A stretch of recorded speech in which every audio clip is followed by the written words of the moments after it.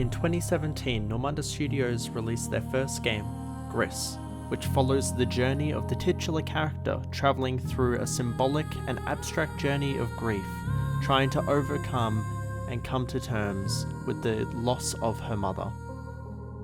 Gris visualizes loss and grief in the form of a monochromatic world and looming black, inky creature, which stalks and frightens the powerless Gris.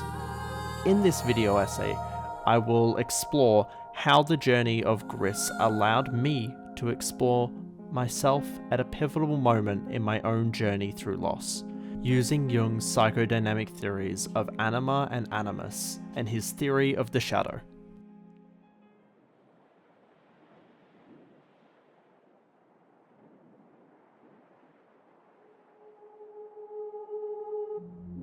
Jung suggests that Anima and Animus is something found within everyone, but that men and women experience different parts of it, each as they attempt to integrate it into themselves.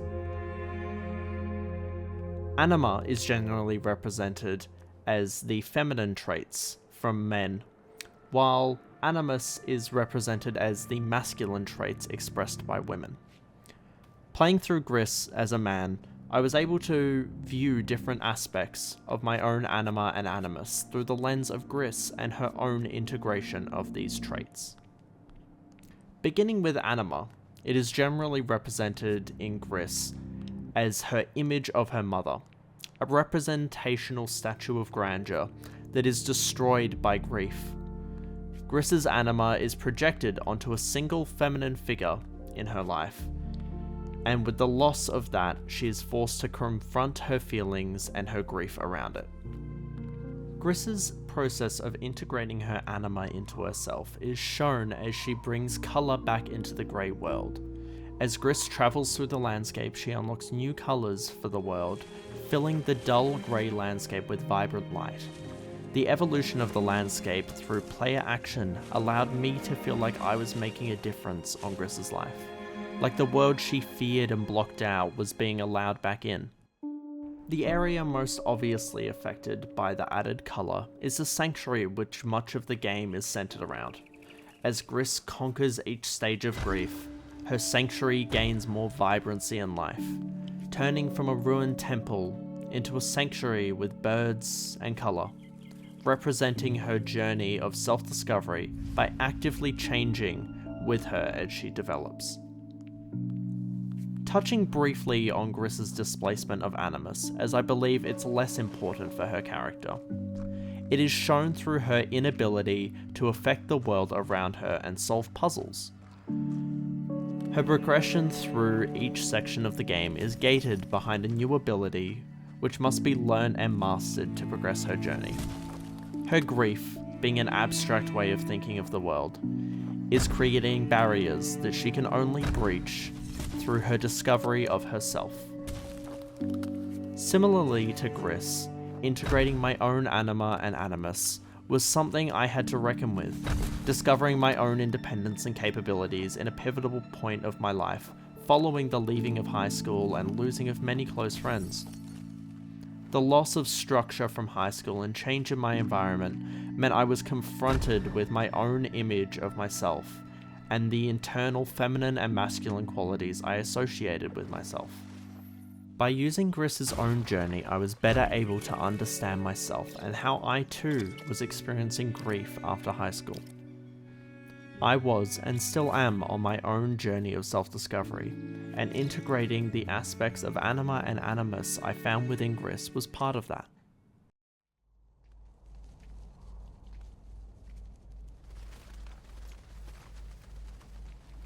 Throughout her journey, Gris is confronted by a large, inky monster multiple times.